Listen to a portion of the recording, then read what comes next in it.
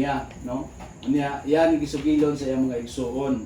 Ingon siya nga nakakita ko og pananawon nga ang akong mga igsuon moabot ang panahon muyukbo sila na ako susuko kayo yung mga igsuon, no? Kay kinsa ra bagod si Joseph nayukbuan nila. Pero wala sila makahibalo. So dito nagsugod ang kinabuhi ni Joseph nga kuan siya grabe gyud ang pagsulay ba, no? Kaya nga naman, gikan sa kamot sa mga igsuon, no? Gikan sa kamot sa mga igsuon, giplanuhan siya nga patyon tungod kay nasuko ang iyang mga igsuon niya. So ang naitabo, gihulog niya sa tabay, niya ilahag itong murag ilaging gidagmalan ba, hantod nga niabot gyud ato lang i-shortcut na para dili kayo taas ang ban. Dayon niabot gyud ang punto nga dili lang nila patyon tungod kay dunay usa ka igsuon nila nga nipugong nga dili nila patyon kun dili ibaligya na lang nila.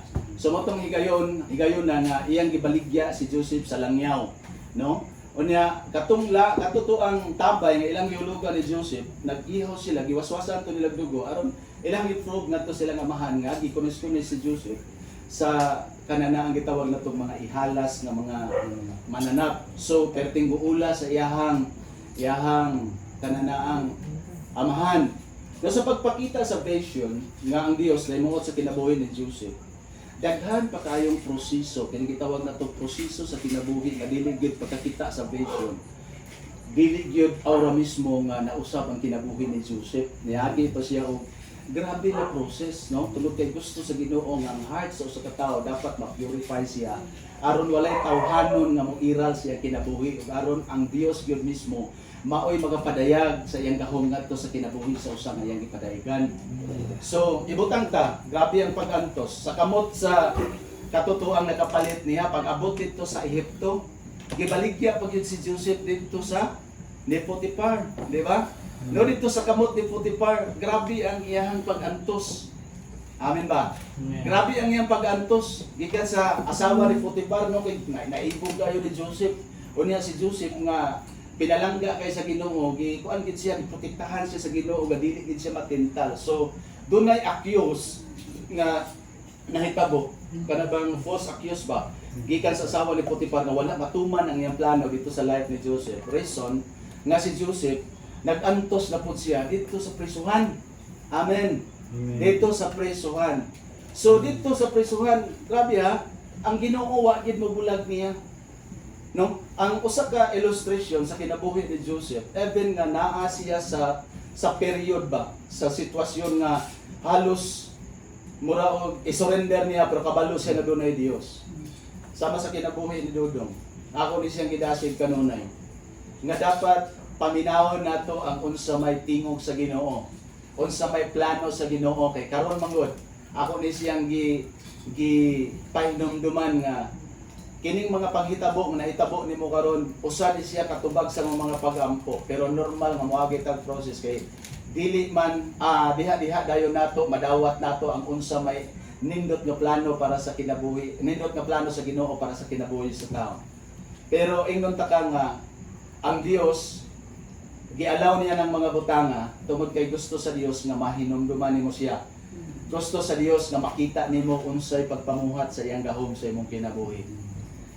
Lakton pagkasulti pinangga ka sa Ginoo kay talagsaon kaayo ang usa ka tawo karong panahon na nakita nga dunay gihambin nga balapian, ang imong balapian para nato bugat kayo na pero para sa Ginoo gamay ra gid kayo na siya.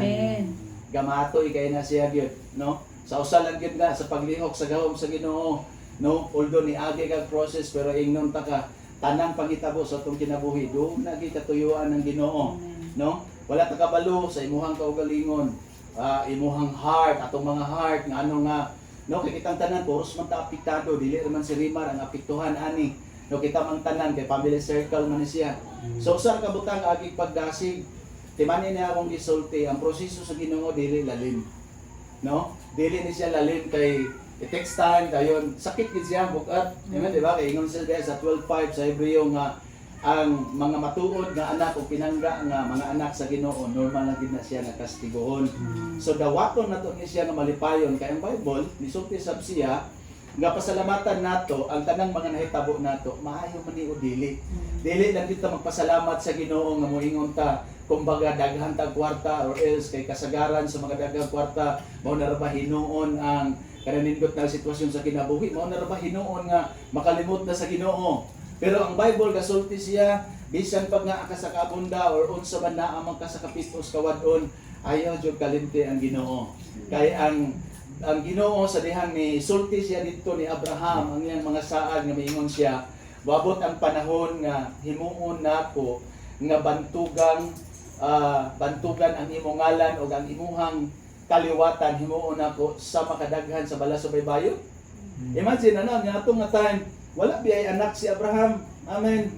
Pero iyang ipamatudan sa life ni Abraham sapa nga ako ning gideklara nga pamatudan sa Dios karon sa kinabuhi nimo dong nga ang iyang gahom molihok no sa dihang gikatawa ningon ang Lord nga usa ning mga tuigan balik na ako si Sarah manganak na. No di ba? Imagine ba, niya si Sarah nagkatawa niya siya kay tigwang kayo siya no, ingon siya makaanak pag ako. No di ba? Ana siya pero ingon ang Lord naa ba ko'y dili mahimo sa Ginoo? Amen. Amen. Naa ba ko'y dili mahimo sa Ginoo? Ako din ang ideklara. Wala joy butang nga babag para ayohon ka sa Ginoo. Amen. Ako din ang ipangandoy matagaron og unya. Ako mga prayer na may nakadungog o wala pero ako yung gideklara nga maayo ka. Amen. Nga naman himuon kang living testimony ni Lord. Kaya ibalik ko niya nimo ngadto sa dapit or asa man unya kadapit iadto sa Ginoo. Ikaw mo igamiton nga instrumento sa Ginoo daghan talag imong bitbiton panlulos yan pinaagi sa imong kinabuhi. Mo na nga ingnon tagid kadong walay butang lisod sa Ginoo, tanang butang mahimo sa Ginoo. Ang Luke 1:37 ingon siya diha, for with God nothing shall be impossible. Ideklara karon imong jong ihangad sa Ginoo, Ginoo tabangi ko. Ginoo tabangi ko. Kay miingon man siya no sa Romans chapter 10 verse 13. Ingon siya diha, ang tanan ko nga mosampit sa ngalan sa Ginoo. Yan luwason. No, luwason niya.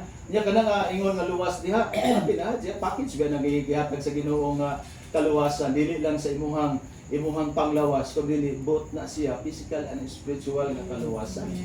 No nga gihatag na sa Ginoo according sa Psalms 103 verse 1 to 3 nga iyahagid nang gituyo pag-alaw aron gid nga ma-purify ang atong kaugalingon. Mao na nga ako yung pagdasig nimo, no? As your stepfather ako gid na ako proud kay ko ninyo nga kamo nangalagad ka Ginoo.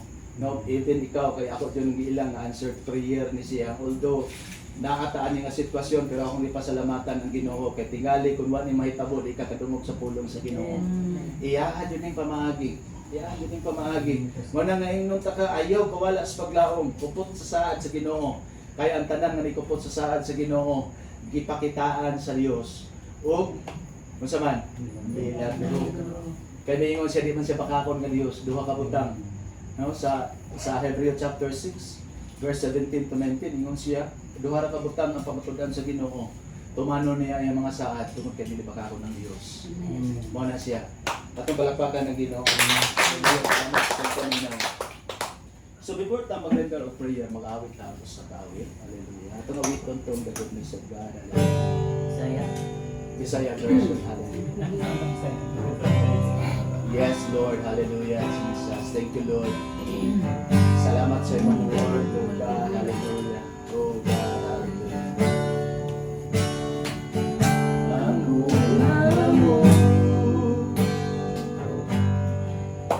O kaloy mong ay kinutuman, higugtan mo, tibuok kinabuhi ko. Lord, salamat, Lord. Ikan sa akong pagbangon,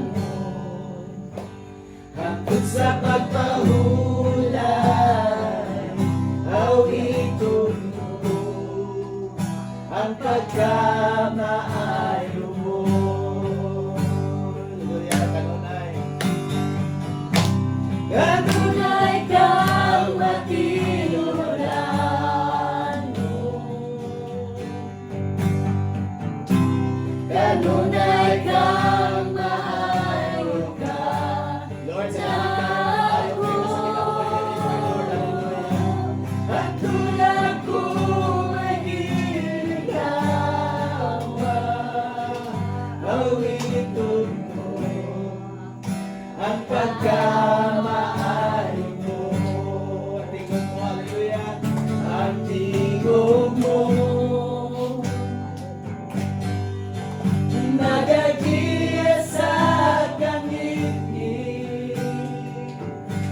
nagauban, masuod kay sa tanan.